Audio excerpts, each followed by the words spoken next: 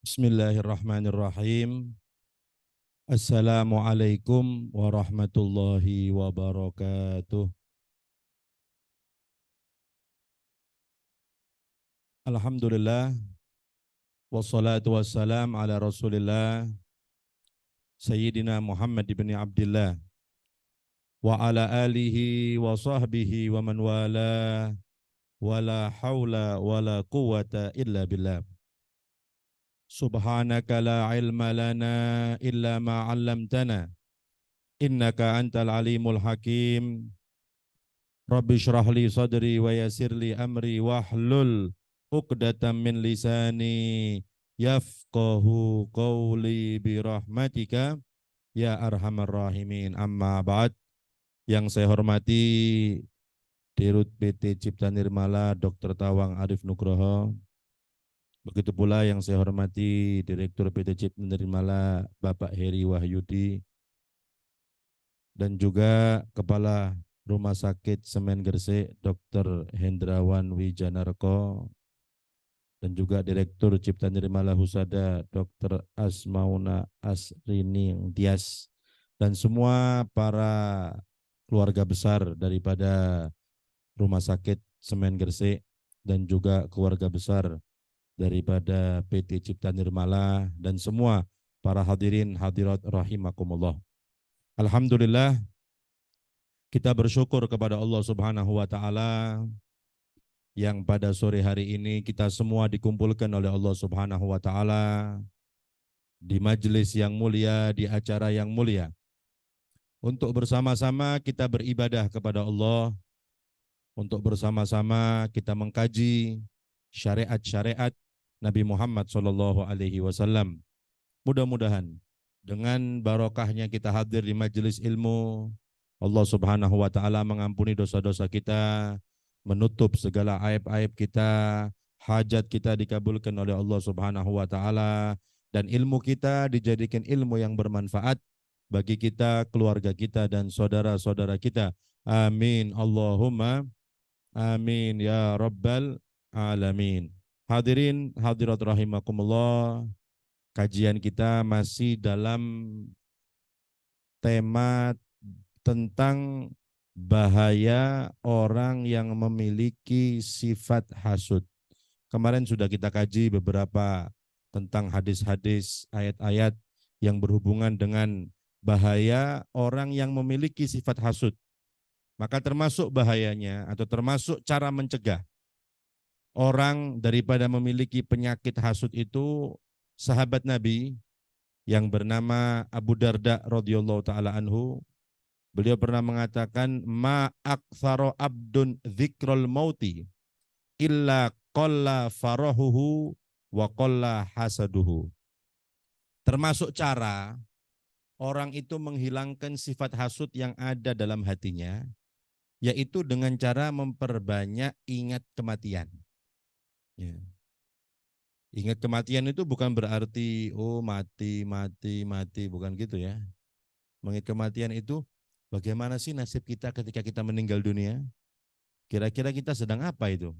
Ketika ajal menjemput kita, sedang ibadah, sedang ngaji, atau sebaliknya kita sedang maksiat kepada Allah Subhanahu wa taala. Nah, itu kita pikirkan itu. Bagaimana ketika ajal menjemput kita, dalam keadaan apa kita ketika itu? Ya. Makanya nasihat daripada Al-Imam Abdullah bin Alawi Al-Haddad, beliau pernah mengatakan seperti ini para hadirin. Jika kamu ingin meninggal dalam satu keadaan, maka lazimilah keadaan itu. Kita kepingin meninggal dalam keadaan baca Quran, maka sering-sering baca Quran. Nanti kita akan meninggal dalam keadaan baca Quran. Oh, kita kepingin meninggal dalam keadaan sholat, ya yang banyak sholat, sering-sering sholat. Nanti kita akan meninggal dalam keadaan sholat. Ya. Oh, kepingin meninggal di masjid, sedang ibadah, ya sering-sering masuk masjid ibadah. Nanti kita akan meninggal di situ. Itu pesan dari Al-Habib Abdullah bin Alawi Al-Haddad. Sebaliknya kata beliau, kalau kalian tidak mau meninggal dalam satu keadaan, maka tinggalkan keadaan itu. Tidak mau meninggal dalam keadaan maksiat, ya jangan maksiat. Ya. Oh, tidak mau meninggal di warung mungkin, ya jangan sering ke warung. Ya. Karena Nabi mengatakan, yamutul mar'u ala ma'asya alaih. Manusia itu kata Nabi akan meninggal sebagaimana dia hidup.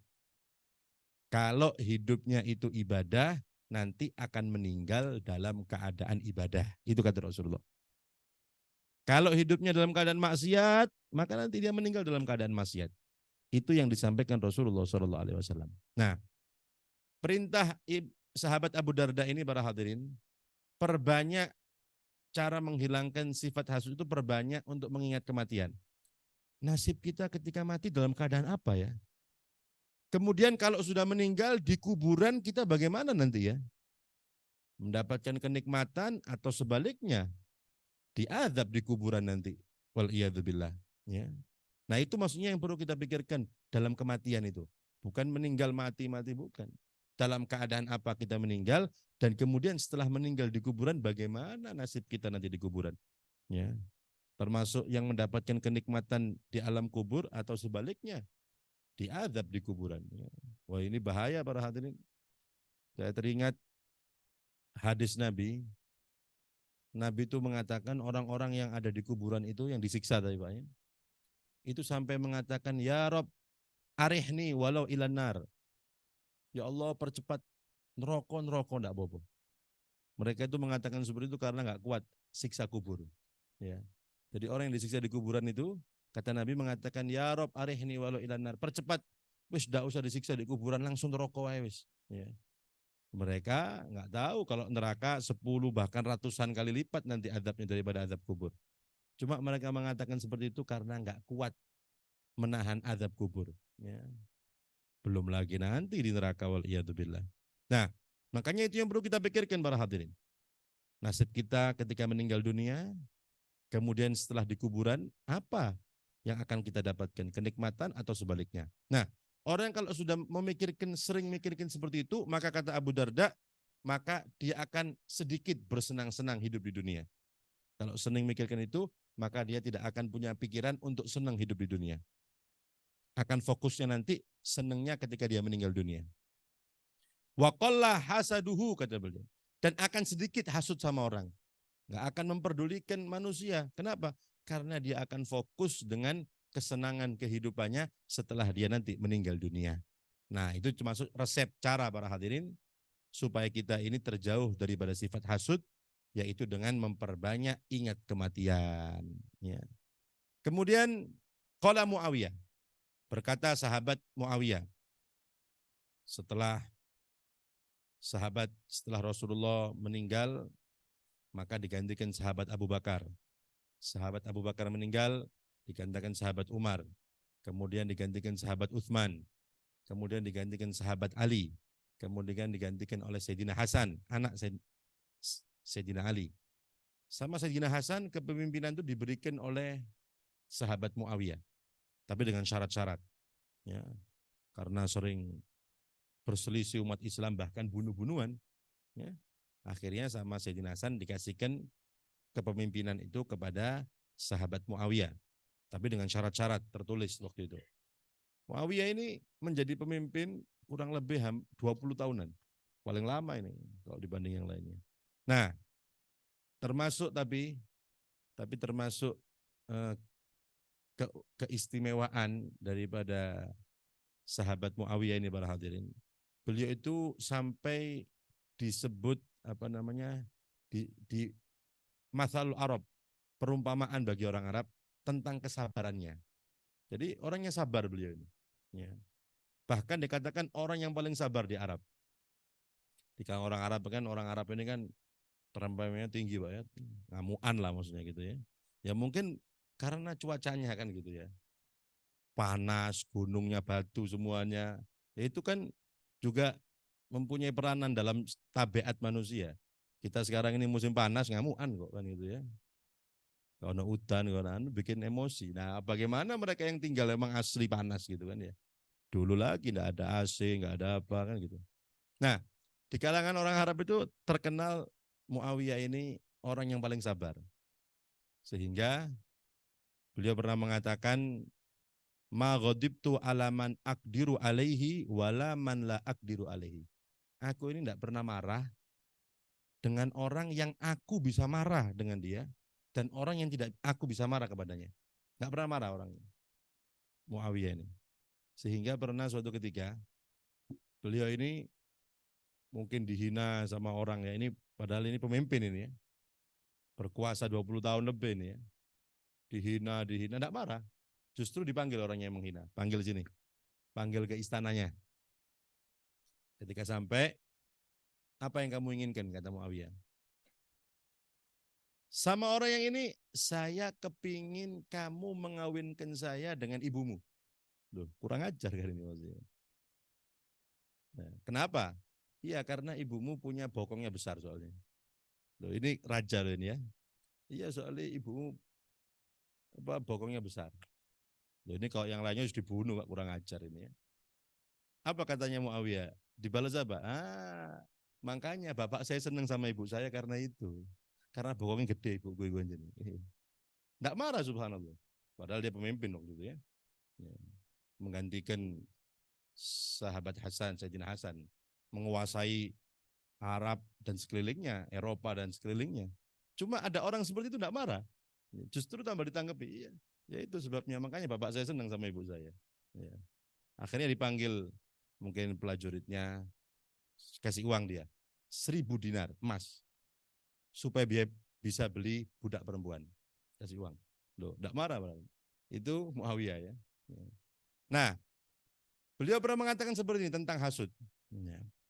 Kullun nas aqdiru ala ridhahu illa hasida nikmatin la yurdihi illa zawaluha.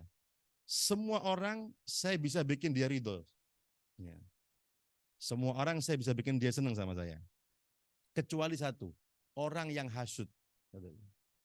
Kecuali orang yang hasud saya tidak bisa. Karena yang ada dalam pikirannya supaya hilang nikmat itu. Itu orang hasud. Jadi semua saya bisa bikin mereka ridho dengan saya, senang sama saya, kecuali kalau mereka itu hasud, saya tidak bisa. Karena harapannya menghilangkan nikmat yang ada pada saya. Itu kata sahabat Muawiyah. Ya. Kemudian perkataan Imam Syafi'i senada kurang lebih dengan sahabat Muawiyah itu para hadirin. Imam Syafi'i pernah mengatakan seperti ini. Kullu adawatin turja imatatuha illa adawata man adaka min hasadi. Kata Imam Syafi'i, setiap permusuhan, apapun permusuhannya, itu ada kemungkinan, ada harapan untuk perdamaian. Bisa redah itu permusuhan, bisa akur lagi. Kecuali orang yang memusuhimu karena hasud. Nggak mungkin. Itu kata Imam Syafi'i.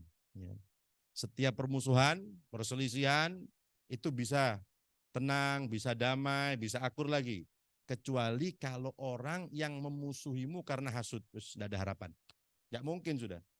Jadi kalau kita mau ada orang berselisih, kalau sebabnya itu hasud, tidak mungkin. Tidak mungkin bisa damai itu. Tapi kok sebabnya mungkin salah paham, ya, atau mungkin fitnah, ya, mungkin bisa, atau yang lainnya. Tapi kalau sudah sebabnya itu hasud, tidak ada harapan untuk damai. Percuma. Ya. Nah itu kata Al-Imam Syafi'i radhiyallahu ta'ala. Kita kenal bagaimana Imam Syafi'i ini termasuk orang ahli syair para hadirin. Ya. Hidupnya zuhud. Ya. Kita dan kebanyakan madhab itu bermadhab Syafi'i, khususnya Indonesia. Namanya Imam Syafi'i itu Muhammad bin Idris. Bukan Syafi'i, namanya itu Muhammad bin Idris. Lah kalau dipanggil Syafi'i kenapa? Beliau punya kakek yang bernama Syafi'i itu sahabat.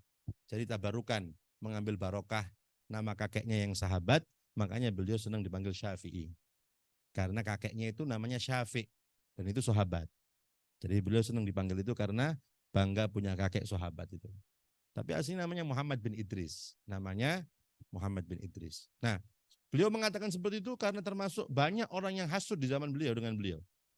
Ketika beliau menjadi ulama, mengalahkan pamor atau kehebatan guru-gurunya. Ketika beliau istilahnya mulai tenar, bayangkan Imam Syafi'i ini, beliau umur 7 tahun sudah hafal Quran. 7 tahun hafal Quran, kecerdasannya ya.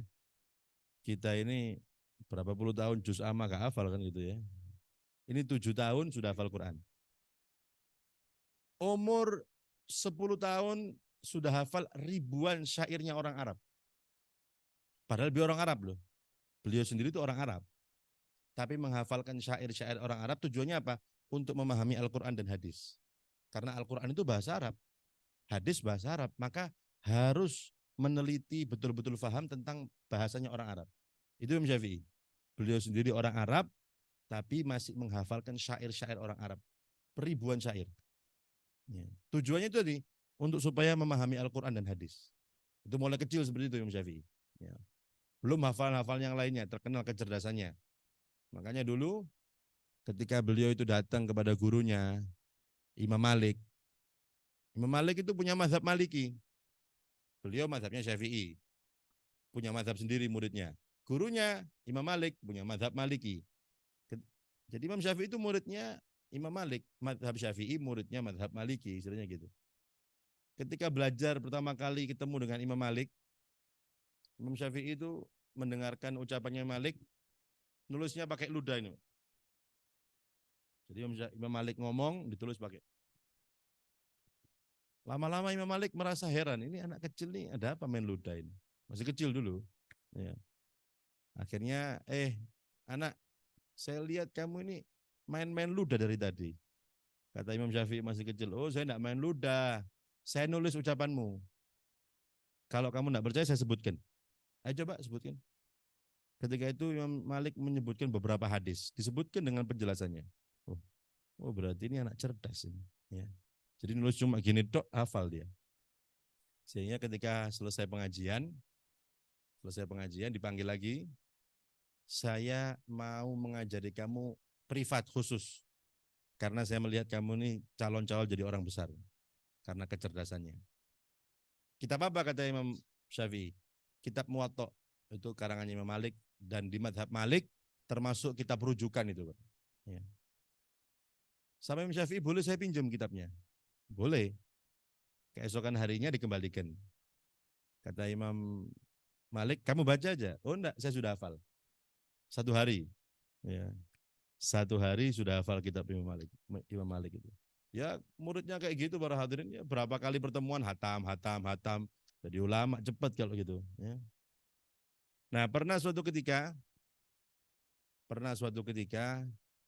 Imam Malik ini ingin menguji bagaimana sih kepintaran Imam Syafi'i dalam ngajar. Sehingga pura-pura beliau ini sakit gitu. Syafi'i, gantikan saya ngajar ya. Saya kurang enak badan ini. Kan santri ya. Oh iya siap. Imam Malik ikut di belakangnya, ingin mendengarkan gimana sih kalau anak ini ngajar. Pasti hebat ini anak ini. Ya. Jadi pura-pura sakit supaya digantikan. Ketika digantikan, oh penjelasannya luar biasa Imam Syafi'i, sehingga Imam Malik itu menulis di papan tempat orang-orang keluar itu. Man aroda ilman nafis fa'alaihi bi Muhammad bin Idris. Ucapannya yang artinya, barang siapa yang ingin mendapatkan ilmu yang berharga, maka belajar sama Muhammad bin Idris, Syafi'i maksudnya. Jadi orang-orang ketika keluar melihat itu. Termasuk Imam Syafi'i. Tahu, oh ini yang nulis guru saya pasti ini. Ya. Ditulis di bawahnya lagi sama Imam Syafi'i. Kaifa la yakunu dzalik fahuwa tilmidu kaya Malik. Ya. Bagaimana enggak jadi seperti itu? Orang dia itu muridmu kok wahai Malik. Ya. Jadi dia juga muji gurunya. Itu orang dulu seperti itu, ya. Guru kalau melihat muridnya berpotensi, oh dipuji. Tapi muridnya tahu diri, tetap menghormati gurunya. Kalau sekarang kan gurunya wedi muji muridnya, dikurang ajar gitu. Wis biarkan saja seperti itu, wis. Biar tidak kurang ajar. Mungkin zaman sekarang seperti itu. Pernah juga para hadirin ada namanya ulama ini ya, mereka berdua ulama pernah ketika belajar Imam Syafi'i berselisih dengan gurunya. Imam Malik pernah mengatakan bahwasanya inna rizqa bila sabab bal limujarrad tawakkul as-sahih 'ala Allah turzaqul insan. Yurzaqul insan. Kata Imam Malik, rezeki itu sesungguhnya diberikan oleh Allah tanpa sebab. Itu perkataan Imam Malik. Rezeki itu diberikan oleh Allah kepada manusia tanpa sebab, kepada makhluknya tanpa sebab. Itu perkataan Imam Malik. Ya. Sebagai yang penting hamba itu mempunyai tawakul yang benar kepada Allah. Ini syaratnya tapi. Tawakulnya benar, mantap imannya, Allah akan memberikan dia tanpa sebab. Dikasih rezeki tanpa sebab. Mengambil dalil dari hadis Nabi Imam Malik, ya. Lau tawakkaltum 'alallahi haqqa tawakkulih la razaqakum kama yarzuqut thair taghdu himason wa taruhu bitonan, kata Imam Malik. Ada hadis kata beliau, kalau kalian itu bertawakal dengan sebenar-benarnya tawakal, kata Rasulullah, beneran nih tawakalnya, tidak separuh-separuh, maka kamu akan diberikan rezeki sebagaimana Allah memberikan burung rezeki. Burung itu pagi hari keluar, lapar. Di sore hari pulang kenyang. Maka kamu akan diberikan rezeki seperti itu. Tapi syaratnya betul-betul tawakul. Betul-betul tawakal yang benar dari Allah Subhanahu wa taala. Nah, Imam Syafi'i dengan hadis yang sama mempunyai pandangan lain. Loh Imam, kata Imam Syafi'i kepada gurunya, tidak bisa. Tidak bisa dengan diam. Harus dengan usaha. Rezeki itu akan datang dengan usaha. Buktinya itu burung keluar. Bukan diam di sangkarnya kan? Kata Imam Syafi'i ini. Kalau gurunya kan, kalau kamu punya tawakul yang kuat sama Allah, ya, rezeki itu datang tanpa sebab. Jadi diem tok datang rezeki itu. Nggak usah pakai kerja. Tapi kalau kuat lo ya tawakulnya ya. Imam Syafi'i tidak terima dengan pendapat seperti itu. Anda menggunakan dalil burung. Burung itu kan keluar. Berarti itu ikhtiarnya. Makanya dia tidak diem di sangkarnya. Tapi dia keluar, kemudian dia dapat rezeki dari Allah Subhanahu wa taala. Itu pendapat Imam Syafi'i ketika berdiskusi dengan gurunya Imam Malik. Sehingga dipikiri oleh Imam Syafi'i, keluar beliau. Mungkin kalau dulu dari pondoknya, kalau sekarang ya, dari majelisnya, sambil mikir, bagaimana cara menjelaskan kepada Imam Malik ini. Subhanallah, di pertengahan jalan, Imam Syafi'i melihat seorang orang tua yang memikul. Ada yang mengatakan anggur, kesian. Pak, saya bantu ya. Oh ya, dibantu sampai ke rumahnya. Ketika sampai rumahnya sama orang tua ini, Imam Syafi'i dikasih hadiah anggur itu. Ini hadiah buat kamu. Langsung Imam Syafi'i memikirkan, itu orang kalau cerdas seperti itu Pak ya. Loh, ini loh. Ini saya akan buat dalil buat guru saya. Saya dapat anggur karena ikhtiar ini. Saya keluar, kemudian saya bantu orang, dapat rezeki dari Allah. Ya. Oh, saya akan lapor kepada guru saya ini. Saya ceritakan cerita ini. Datang ke gurunya, Imam Malik, ini ada anggur. Tahu sebabnya? Apa sebabnya? Karena saya keluar, bantu orang, dapat ini anggur. Oh iya, kata Imam Malik, dimakan anggurnya. Saya enggak keluar, dapat ini. Loh, ya. Kata Imam Malik, dimakan ini. Loh, kamu kan keluar, saya enggak. Datang sendiri ini anggur. Loh. Oh, kata mereka berduanya ketawa. Ya, ini maksudnya bagaimana ulama dalam satu hadis memiliki pandangan yang lain, ya, dan itu semua ulama. Nah, jawaban Imam Malik, ya, kamu kan pakai keluar, saya enggak datang sendiri. Ya, nah ini betul. Jadi dua-duanya betul maksudnya para hadirin. Nah, itu cerita Imam Syafi'i dan Imam Malik radhiyallahu taala anhu. Nah, jadi mereka saling menghormati satu dengan yang lain meskipun berbeda pendapat. Ya.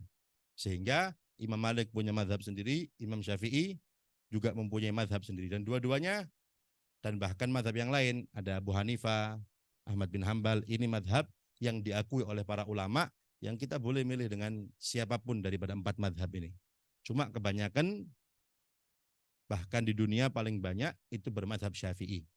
Karena ulama menilai kekuatan dari memahami Al-Quran, hafalannya yang luar biasa, dan ilmu-ilmu yang lain yang dimiliki Imam Syafi'i, sehingga itulah menjadi penyebab banyak para ulama bermadhab dengan madhab Syafi'i radhiyallahu taala anhu.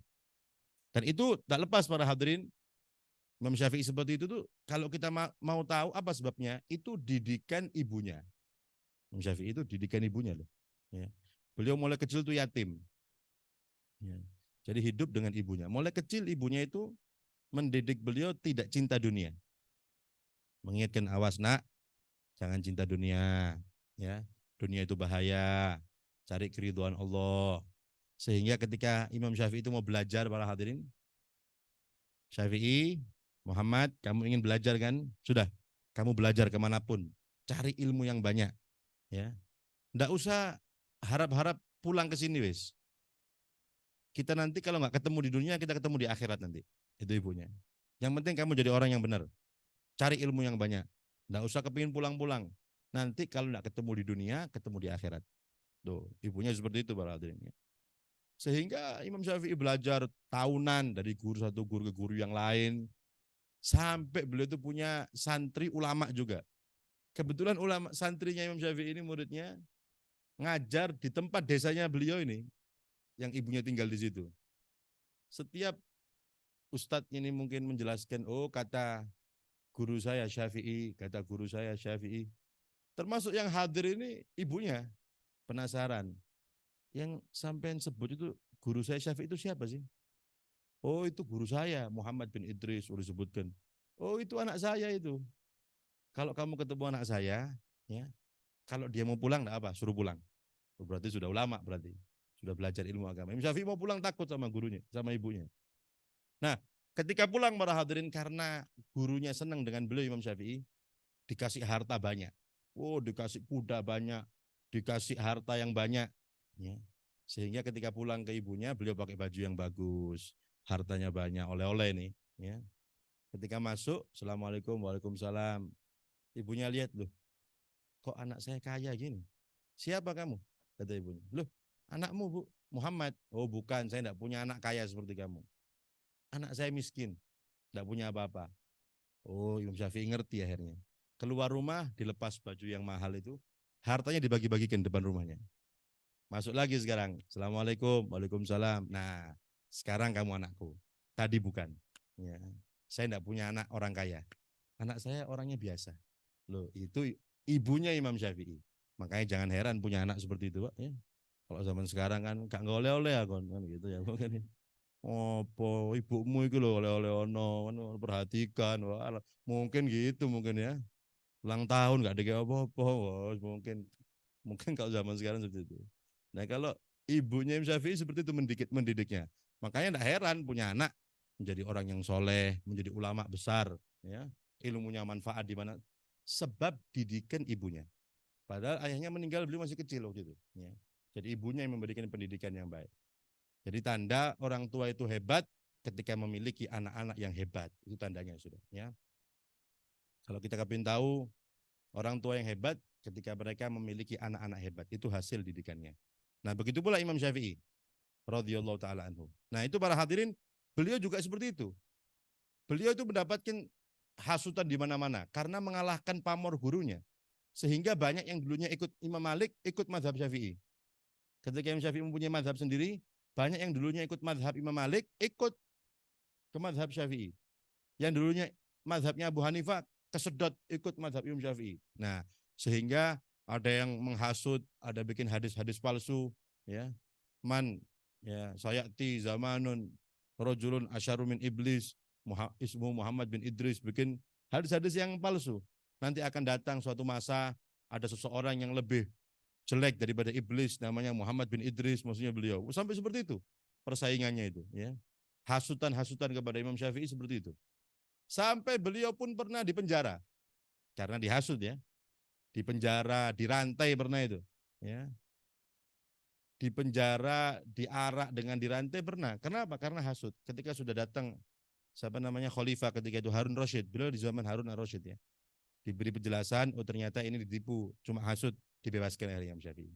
Nah, cuma makanya beliau mengatakan tadi itu, kullu adawatin turja imatatuha illa man adak illa adawata man adaka bil hasadi. Setiap permusuhan itu bisa diselesaikan kecuali orang yang memusuhimu karena hasud. Tidak mungkin bisa. Mudah-mudahan kita dijauhkan daripada sifat hasud. Amin. Allahumma amin ya rabbal alamin. Begitu pula perkataan sebagian orang ahli hikmah tentang hasud. Al hasadu jurhun la yabro. Kata ahli hikmah, hasud itu adalah luka yang tidak bisa sembuh. Kemudian Wa hasbul hasudi ma yalqa. Dan cukup bagi orang yang hasud dengan apa yang ia jumpai nanti. Pasti orang hasud itu tidak mungkin senang hidupnya. Bahkan dalam satu keterangan dalam athar, al-hasud la yasud. Orang yang hasud tidak mungkin jadi pemimpin. Orang yang punya sifat hasud tidak mungkin dia menjadi pemimpin, tidak mungkin. Ya. Itu termasuk apa namanya yang Allah berikan daripada orang yang hasud. Tidak mungkin orang hasud itu jadi pemimpin. Nah, kemudian para hadirin hadirat rahimakumullah, hakikat daripada sifat hasud itu. Apa hakikatnya? Ulama mengatakan annahu la hasada illa ala nikmatin. Sesungguhnya tidak ada yang dihasuti kecuali atas nikmat. Orang itu hasud kenapa sih? Atas nikmat. Itu kata ulama. Faida an'amallahu ala akhika binikmatin falaka fiha halatan. Dan jika Allah memberikan nikmat kepada seorang saudaramu, maka kamu memiliki dua keadaan. Allah memberikan kenikmatan kepada seorang hamba, maka untuk kita itu ada dua keadaan. Yang pertama, antak rohatil kan nikmah wa tuhibbu zawalaha. Kamu benci nikmat itu. Dan kamu mengharap hilangnya nikmat itu daripada saudaramu. Nah, itu yang disebut hasud, kata ulama.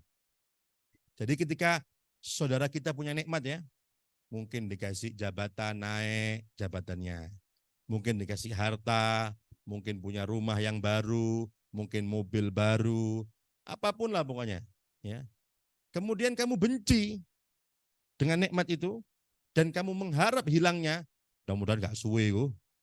Ya, mudah-mudahan paling itu ditarik sama apa? Debt collector itu paling ya, paling nyicil, paling segala macam. Nah, kalau kita seperti itu, berarti itu namanya kita hasud. Ya. Berarti kita hasud itu namanya. Karena kita tidak senang dengan nikmat yang Allah berikan kepada saudara kita, dan kita mengharap hilangnya nikmat itu. Dan itu hukumnya haram. Hukumnya haram. Kecuali kata ulama, kalau yang mendapatkan nikmat itu orang yang fasik, ya, orang yang jelek, kemudian digunakan nikmat itu untuk maksiat. Tidak apa-apa. Contohnya, dia dinaikkan pangkatnya umpamanya, jadi pemimpin atau apalah. Kemudian kepemimpinan itu sama dia dijadikan untuk mendolimi orang. Ya, mentang-mentang jadi pemimpin, mendolimi ini, mendolimi itu, menghasut ini, menghasut itu karena dia pemimpin. Nah, boleh kita berangan-angan untuk hilang itu nikmatnya. Mudah-mudahan ganti pemimpinnya. Ya, enggak apa-apa. Karena apa? Dia menggunakan nikmat itu untuk maksiat. Ya. Dia menggunakan nikmat itu untuk mendolimi, ya, untuk mengadu satu sama lain mungkin. Nah, itu enggak apa-apa. Ya. Tapi kalau dia enggak menggunakan nikmat itu sesuai fungsinya, atau yang penting bukan untuk mendolimi orang, kapan kita mengharap nikmat itu hilang, maka berarti kita sedang hasud itu dan itu hukumnya haram. Nah, kecuali tadi ya, yang sudah kita sampaikan. Kalau orang itu mempunyai nikmat, harta banyak, hartanya dibuat mendolimi orang, untuk memusuhi orang, untuk mengadu orang, maka kita boleh untuk mengharap nikmat itu hilang dari dirinya. Kenapa? Karena dia gunakan nikmat itu untuk maksiat kepada Allah Subhanahu wa taala. Nah, yang kedua kata ulama, alla tuhibbu zawalaha wala takrahu wujudaha wa dawamaha walakin tashtahiha li nafsika mithliha. Kamu tidak mengharap nikmat itu hilang dari dirinya. Ya. Kamu tidak benci nikmat itu berada pada dirinya. Cuma kamu kepingin nikmat yang sama. Coba saya ya, diangkat pangkatnya, coba saya bisa beli mobil, coba saya jadi kaya seperti itu. Tapi tanpa mengharap nikmat dari saudara kita itu hilang. Dan kita nggak benci, maka ini namanya ghibtoh, enggak apa-apa. Yang seperti ini tidak masalah. Ya. Karena kita nggak berangan-angan, tidak berharap nikmat dari saudara kita hilang. Dan kita nggak benci, cuma kita kepingin seperti dia. Nah, itu enggak apa-apa, kata ulama. Yang enggak boleh yang pertama tadi, kita mengharapkan nikmat itu hilang dari dirinya. Kita benci dia senang. Nah, itu yang tidak boleh. Nah, makanya kata ulama, kita ikut yang mana ini? Ketika melihat saudara kita mendapatkan kenikmatan, kita bagian pertama apa bagian kedua? Kalau kita masuk bagian pertama, ya harus diobati, bahaya. Karena itu hasud, ya. Hukumnya haram. Dan sudah kita kaji pertemuan sebelumnya bagaimana efek daripada orang yang hasud bisa menghilangkan kebaikan sebagaimana api menghilangkan atau memakan itu kayu, ya. Orang hasud itu seperti itu, menghilangkan kebaikan yang ia kerjakan sebagaimana api memakan kayu bakar. Nah, yang penting kita tahu dulu penyakit kita ini apa. Ketika kita sudah tahu, nanti baru kita mengobati. Oh, ternyata selama ini saya itu hasud berarti ya. Oh, itu tidak boleh berarti. Ya itu saya selama ini seperti itu. Saya nggak tahu kalau itu hasud. Oh, ternyata itu hasud. Ya harus diobati. Ya, makanya pentingnya kita tahu penyakit kita, baru kita obati penyakitnya. Tapi kalau kita nggak tahu kita sakit, ini masalahnya. Dirinya nggak tahu kalau dirinya sakit. Ya ini yang bermasalah. Tapi kalau sudah tahu, baru kita tahu obatnya. Nah, yang pertama, kita masuk yang mana ini? Kalau kita masuk yang kedua, ya alhamdulillah. Kita masuk bagian yang pertama, ya harus kita obati. Berarti kita sedang hasud dan harus diperangi. Kemudian, ya kita lihat para hadirin, firman Allah Subhanahu wa taala, "Intam saskum hasanatun tasuhum wa intusibkum sayi'atun yafrahu biha." Dalam Al-Qur'an Allah menggambarkan sifat orang-orang munafik itu, kalau kalian itu mendapatkan kebaikan, tasuhum, mereka susah. Itu tandanya orang munafik. Orang muslimin terdahulu, kalau mendapatkan kebaikan, oh Islam tambah menyebar, oh kekuatannya bertambah, oh mendapatkan rampasan perang banyak, mereka itu menjadi susah, orang munafik. Muslimin kok tambah hebat, oh kok tambah kaya, oh kok tambah kuat. Ya, itu Allah menggambarkan sifat hasud dalam hati mereka orang-orang munafik. Kalau kalian mendapatkan kejelekan, ya farahu biha, mereka senang. Oh kalah, oh muslimin didolimi. Nah itulah gambaran orang hasud dalam Al-Quran. Jadi diibaratkan seperti orang munafik para hadirin. Orang munafik terdahulu seperti itu. Ya. Kapan melihat orang muslimin mendapatkan kebaikan, mereka susah, mereka sedih. Kalau mereka mendapatkan kesusahan orang muslimin, mereka bergembira. Ya. Sama kalau umpamanya kita melihat saudara kita dapat musibah, oh kapok makanya kayak tok iku apa ya. Walat iku, langsung gitu ya. Makanya itu, wah itu tidak boleh seperti itu ya, tidak boleh. Ya. Berarti kita ada sifat-sifat kemunafikan dalam hati kita. Ya. Ketika saudara kita tertimpa musibah, kok kita seneng? Nah, itu berarti dalam diri kita ada kemunafikan. Yang itu harus diobati, ya, tidak boleh diteruskan. Ya. Dalam yang lain, ayat yang lain Allah berfirman, wadda katsirun min ahlil kitab lau yaruddunakum min ba'di imanikum kuffaran hasadan, kata Allah. Dulu orang-orang ahli kitab itu berkeinginan sekali kalian itu kembali. Setelah kalian beriman kepada Allah, mereka berharap kalian kembali menjadi orang kafir. Kenapa? Hasadan, karena mereka hasud. Itu ahli kitab. Ya. Ahli kitab, mereka itu mengetahui isi Taurat, mengetahui isi Injil, tapi nggak diberikan taufik hidayah dari Allah Subhanahu wa taala. Makanya orang ahli kitab itu para hadirin, Allah menggambarkan dalam Al-Qur'an, mereka itu mengetahui Rasulullah sebagaimana mereka mengetahui anak-anak mereka. Ya. Ya'rifunahu kama ya'rifuna abna'ahum. Orang ahli kitab itu mengetahui Nabi, bukan hanya Nabi, sifat Nabi, ya, sifat Nabi, kemuliaan Nabi, fisik Nabi, mereka semua tahu itu. Orang-orang ahli kitab. Karena disebutkan dalam kitab-kitab mereka. Ya. Tapi setelah mereka tahu, ternyata Nabi itu bukan dari golongannya, orang-orang Yahudi, orang-orang Bani Israel, maka mereka kafaru, mereka mengkufuri. Bahkan dalam satu keterangan para hadirin, orang Yahudi, orang ahli kitab itu dulu kalau perang, itu mereka itu bertawasul dengan Nabi akhir zaman. Seperti itu kalau mereka perang. Ya Allah, dengan kedudukan Nabi akhir zaman, hendaknya Engkau memberikan kemenangan kepada kami. Diberi kemenangan oleh Allah Subhanahu wa taala. Itu mereka orang-orang terdahulu. Ternyata ketika mereka tahu, loh, bukan dari golongan kita ternyata Muhammad itu akhir zaman. Dari kalangan orang Arab. Mereka kufur. Kenapa? Hasud. Nggak terima. Karena nabi-nabi kebanyakan dari mereka kok. Dari Bani Israel. Ya. Tapi kok justru nabi terakhir ini intinya ini kok bukan dari golongan mereka. Akhirnya mereka mengkufuri. Ya. Mengkufur. Padahal mereka tahu sifatnya satu persatu Nabi Muhammad SAW itu. Bahkan dalam cerita para hadirin ya, ada Ka'bul Ahbar. Ka'bul Ahbar ini mereka aslinya dari Yaman. Nasrani, diajari oleh ayahnya tentang kitab Taurat, kitab Injil, mengerti isinya. Ya. Bahkan disebutkan juga dalam kitab Maulid yang biasa dibaca,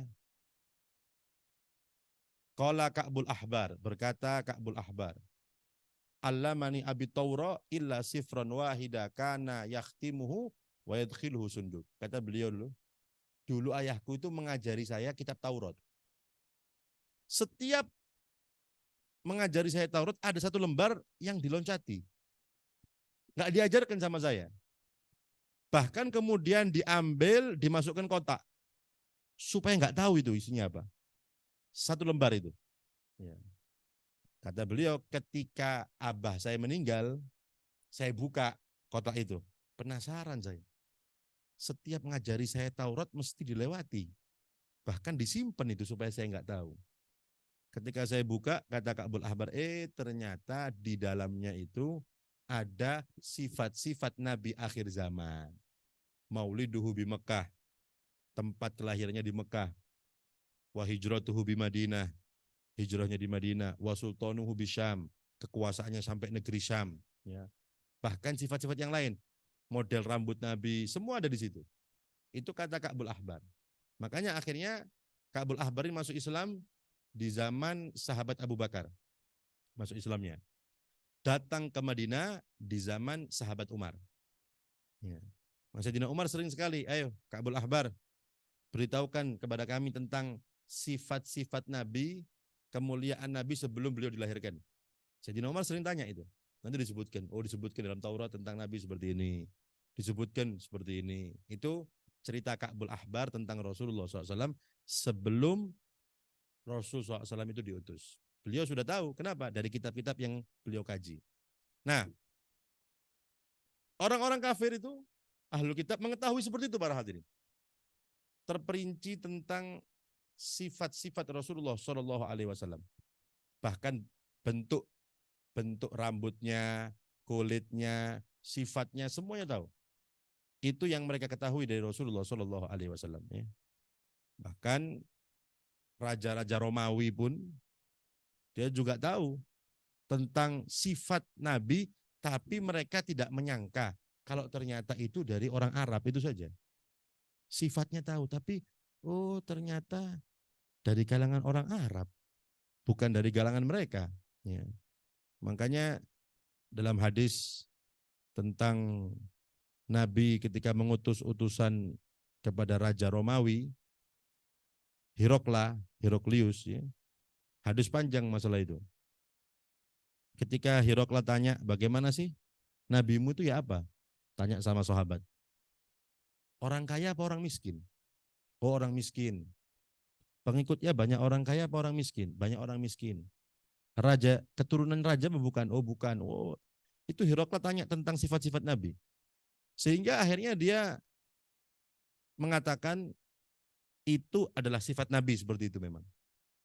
Dan Heraklius mengatakan, saya tahu Nabi itu akan keluar. Cuma saya tidak nyangka kalau itu dari golongan kalian orang Arab. Ya. Jadi dia sudah punya pengetahuan tentang itu, tentang Nabi akhir zaman. Cuma saya nggak nyangka ternyata dari kalangan kalian orang Arab. Ya. Kalau emang benar, kata Heraklius nih Barahadul, kalau emang benar sebagaimana kamu sifatkan itu Nabi, maka nanti dia akan menduduki kedudukan saya ini. Maksudnya kerajaan saya akan dikuasai sama itu. Kalau emang benar. Ya. Sehingga Heraklius karena lebih mementingkan dunia daripada akhiratnya, dia tidak mau ikut, padahal sudah ingin beriman itu. Karena cocok dengan pengetahuannya. Mengatakan kepada penasihat-penasihat kerajaan mungkin, gimana ini? Ada Muhammad mengaku Nabi Rasul, mengajak kita untuk ikut agamanya. Kata tim suksesnya ini, Pak, oh enggak bisa. Kami ikut agama nenek moyang kami, enggak usah macam-macam wis. Ya. Nah, karena dia takut nanti, waduh, gak didukung ini, sidang istimewa nanti ini. Kata dirojo mana enggak aku. Ya, kata ulama, dia lebih mementingkan dunianya daripada akhiratnya. Sehingga Hirokla mengatakan, oh enggak, saya cuma mengetes iman kalian dok. Saya tetap sama kalian. Ya. Padahal dia ada keinginan untuk masuk Islam gitu. Tapi akhirnya suratnya Nabi itu diambil dicium, ya, sama Hirokla. Makanya ulama mengatakan karena dia hormat dengan suratnya Nabi, maka keturunannya itu dijaga oleh Allah Subhanahu Wa Taala. Ya. Kerajaan Romawi itu para hadirin sampai sekarang ada peninggalannya. Bahkan keturunannya itu sampai sekarang dihormati, dikawal di mana-mana. Ratu Inggris itu keturunan Raja Romawi. Ya, keturunan Hirokla. Sampai sekarang dihormati di mana-mana, dikawal kemana-mana. Kenapa?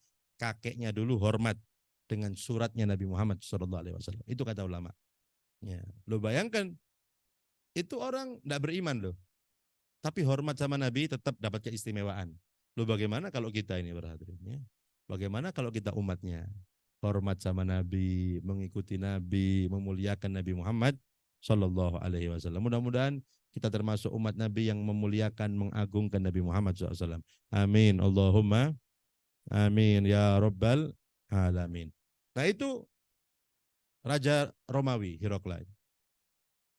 Betul ucapannya, karena dia tahu. Setelah zaman Sayyidina Abu Bakar, Sayyidina Umar, ya, jangankan zaman Sayyidina Abu Bakar, Sayyidina Umar. Pertama kali peperangan Islam lawan Romawi itu terjadi di peperangan Mu'tah. Ya.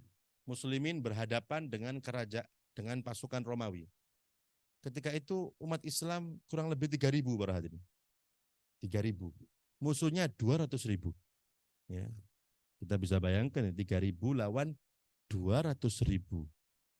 Itu pertama kali pasukan Islam berhadapan dengan pasukan Romawi. Diberi kemenangan oleh Allah Subhanahu wa taala. Menang muslimin ketika itu. Padahal 3.000 lawannya 200.000. Dikasih kemenangan oleh Allah Subhanahu wa taala. Akhirnya perang lagi. Namanya peperangan Tabuk. Kalau tidak salah perang Tabuk itu perang terakhir yang dihadiri Rasulullah. Kemudian Rasulullah meninggal setelah itu. Perang Tabuk tapi muslimin mulai tambah banyak. Pasukan Romawi kurang lebih 40.000, muslimin 30.000 sudah. Sudah beberapa tahun kemudian. Diberi kemenangan oleh Allah Subhanahu wa taala. Ya. Itu masih di zaman Nabi. Kemudian setelah di zaman Sayyidina Umar baru pasukan Islam yang menyerbu tempat kerajaan Raja Romawi. Itu kan perang di daerah kekuasaannya. Maksudnya muslimin itu perang dengan Romawi bukan lawan tempat rajanya, bukan. Tapi di daerah kekuasaan-kekuasaannya. Ya. Mulai memperluas kekuasaan. Terus adapun lawan rajanya menyerang di sana, itu di zaman Sayyidina Umar. Makanya Hirokla mengatakan kalau memang betul seperti itu, nanti dia akan menduduki kedudukan saya ini. Akan menguasai tempat saya ini. Dan itu terjadi. Ya, akhirnya muslimin menguasai Persia kalah, Romawi kalah dengan pasukan Islam. Nah itu intinya para hadirin, hadirat rahimakumullah. Orang-orang terdahulu, orang-orang ahli kitab itu mengetahui kemuliaan Nabi, keistimewaan. Tapi karena dia hasadan kata Allah, hasud, nggak mau mengikuti Nabi Muhammad SAW.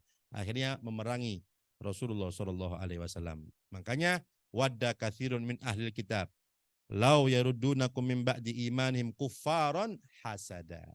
Karena mereka hasud itu penyakitnya. Lu bayangkan, karena hasud tidak mau masuk Islam, lu bayangkan. Bayangkan, padahal mereka yakin loh ini. Benar, sesuai kitabnya. Cuma karena hasud tok para hadirin. Tidak mau masuk Islam. Ya, lebih milih memusuhi Nabi Muhammad, tidak apa-apa. Kenapa? Karena hasud itu bahayanya hasud para hadirin. Ya. Bahayanya orang yang memiliki sifat hasud. Ya. Mudah-mudahan kita dijauhkan daripada sifat-sifat hasud. Amin. Allahumma amin ya Rabbal alamin. Oleh karena itu, ya, mereka harapan orang-orang kafir itu supaya kita kembali lagi menjadi orang yang kafir. Itu harapan mereka. Makanya dalam Al-Quran pun Allah mengatakan walan tarda angkal yahudu walan nasara hatta tattabi'a millatahum. Orang Yahudi orang Nasrani itu tidak mungkin rela kepada kalian umat Islam sampai kalian mengikuti agamanya. Jadi nggak mungkin. Orang Yahudi, orang Nasrani itu rela dengan Islam tidak mungkin. Sampai kalian mengikuti agamanya. Ya. Sebagian ulama ketika mengomentari atau menafsiri ayat ini, itu ada perbedaan antara Yahudi dan Nasrani. Kalau Yahudi ini para hadirin, Yahudi ini orang-orang pintar memang. Itu karena mereka memang keturunan Nabi ya.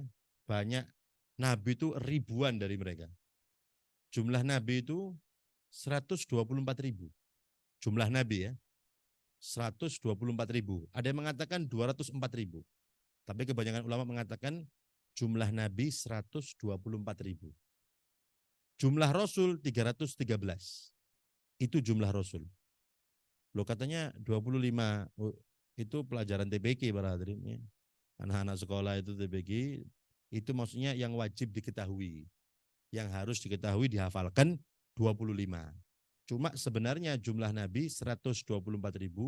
Jumlah Rasul 313. Dan kebanyakan mereka itu para nabi itu dari Bani Israel. Ya. Makanya mereka tidak terima karena semua kebanyakan nabi dari suku mereka, dari bangsa mereka.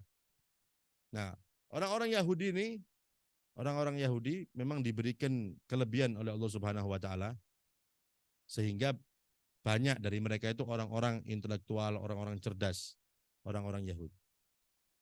Di zaman Nabi saja, di zaman Nabi orang Yahudi itu yang masuk Islam nggak sampai 10. Di zaman Nabi nih. Yang masuk Islam nggak sampai 10. Karena Nabi pernah mengatakan seandainya orang Yahudi itu masuk Islam 10 saja dari mereka, maka dari mereka Yahudi banyak yang masuk Islam. Nabi pernah mengatakan seperti itu. Berarti yang masuk Islam nggak sampai 10. Itu di zaman Rasulullah. Dengan kehebatan Nabi, kesempurnaan Nabi, apalagi zaman sekarang. Ya. Termasuk keturunan Bani Israel, istri Nabi itu Sofia. Nabi juga punya istri dari keturunan Bani Israel, Sofia binti Huyai. Itu istri Nabi. Ya. Istri Nabi, ada yang namanya Sofia, itu dari golongan mereka.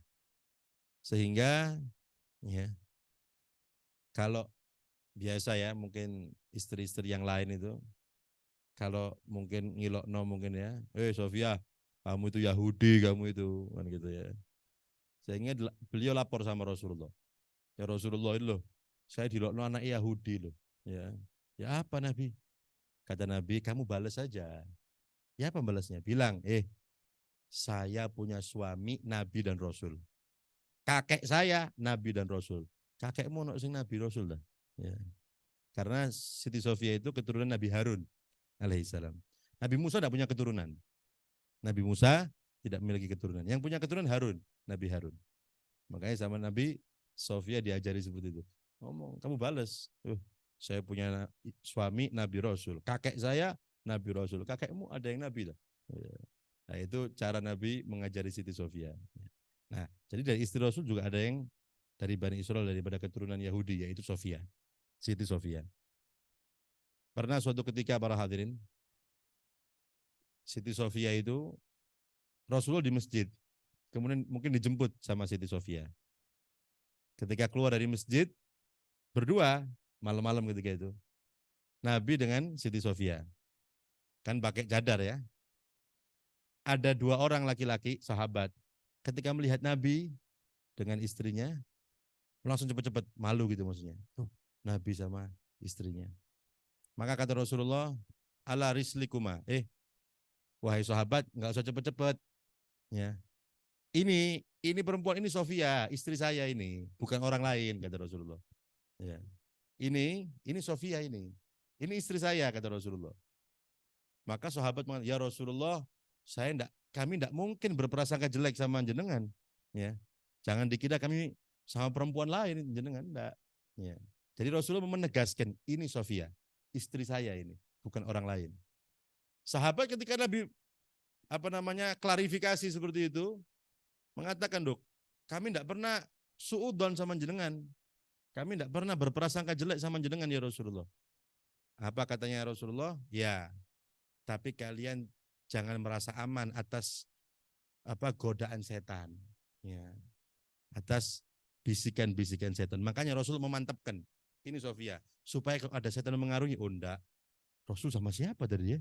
Nah, jadi dimantapkan sama Nabi. Makanya kadang-kadang klarifikasi itu penting para hadirin, ya. Klarifikasi itu penting. Kapan kita dikira orang melakukan kesalahan padahal kita nggak salah, kita butuh klarifikasi, ya. Supaya orang tidak menyangka kita salah. Seperti Nabi nih, ya. Padahal benar Nabi kan, ini istrinya. Cuma Nabi memastikan kepada sahabat yang lihat itu, ini Sofia istri saya. Loh, supaya nanti tidak ada keraguan-keraguan atau ada provokator-provokator, ya. Makanya ditegaskan sama Nabi Muhammad SAW. Dan Nabi mengatakan juga, la taqifu mawadi'at tuham. Kalian jangan suka memposisikan diri kalian di tempat-tempat dicurigai orang. Ya. Kita ini jangan suka memposisikan diri kita untuk dicurigai sama orang. Contohnya, kita dekat sama orang yang minum khamr. Ya, maka jangan salahkan orang lain mengira kita juga minum khamr. Kenapa? Karena kita yang salah. Sudah tahu dia suka minum khamr, kita kumpul di situ. Ada orang minum khamr, kita di situ. Ya. Ada orang judi, kita di situ. Oh, saya nggak ikut judi kok. Tapi kamu salah menempatkan dirimu di situ. Makanya jangan salahkan kalau orang curiga sama kamu. Nah, kadang-kadang para hadirin kita melakukan sesuatu yang bukan maksiat kok itu. Cuma dampaknya kita akan dicurigai orang, lebih baik tinggalkan. Itu maksudnya. Ya. Itu bukan maksiat. Tempat itu bukan tempat maksiat, pekerjaan itu bukan pekerjaan maksiat. Cuma kalau saya di situ, orang akan mencurigai saya nanti. Bagaimana mestinya? Lebih baik tinggalkan. Supaya kita tidak menjadi prasangka buruk orang lain. Itu yang dikatakan oleh Nabi Muhammad SAW. Jangan, meskipun itu halal, jangan. Karena apa? Karena termasuk yang diwajibkan para hadirin, kita tuh menjaga harga diri kita. Yang wajib dijaga, jiwa kita, nyawa wajib dijaga. Harta dijaga. Harga diri juga harus dijaga.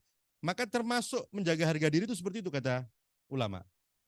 Supaya tidak menjadikan orang curiga sama kita. Caranya ya jangan meletakkan diri kita di tempat-tempat orang bisa curiga sama kita. Itu yang disampaikan Rasulullah SAW. Nah kemudian para hadirin hadirat rahimakumullah, Allah menyebutkan bagaimana cerita tentang saudara-saudara Nabi Yusuf ketika menghasut Nabi Yusuf alaihissalam sampai dampaknya ingin membunuhnya. Ya, insya Allah akan kita kaji pertemuan yang akan datang. Insya Allah. Mungkin ada pertanyaan?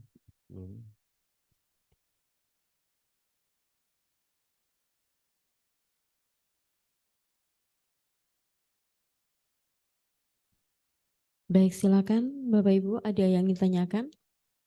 Bisa langsung angkat tangan. Apakah ada yang ingin bertanya? Sudah cukup. Tidak ada yang bertanya? Ya, jika pas gitu, yang belakang bilangnya pas. Jika sudah tidak ada yang bertanya, mungkin bisa dipimpin untuk doa penutup, Ustaz. Bismillahirrahmanirrahim. Al-Fatihah liman awsana wa salsana bidu'a wa liman lahu haqqun alaina wa lana wa lakum ya hadirin. Anna yataqabbal du'a wa yu'ajjil bil ijabah yuballighna minkum hajja baitil haram wa ziyarah qabr nabi afdhalus salati wassalam wa anna yuduha alaina wa alaikum sinin ba'da sinin wa awam ba'da awam ala ma yuhibbu rabbuna wa yardadul jalali wal ikram wa ala niyati anna Allah yunawiru qulubana wa kawalibana ma'al huda wat tuqa wal afaf wal ghina wal maut adina islam bila mihnatin wa bihaqqi sayyidi wa tanal ونوجل هذا المستشفى هذه المستشفى مأمور بالأصحاء ومأمور الأرزاق الكثيرة المباركة الطيبة ويفادها من جميع الأشرار والبليات والأذيات والفتن ما ظهر منها وبطن على هذه النية وعلى كل صالحة جامعة شاملة وعلى من وصل في نصر وإلى حضرة النبي صلى الله عليه وسلم. الفاتحة.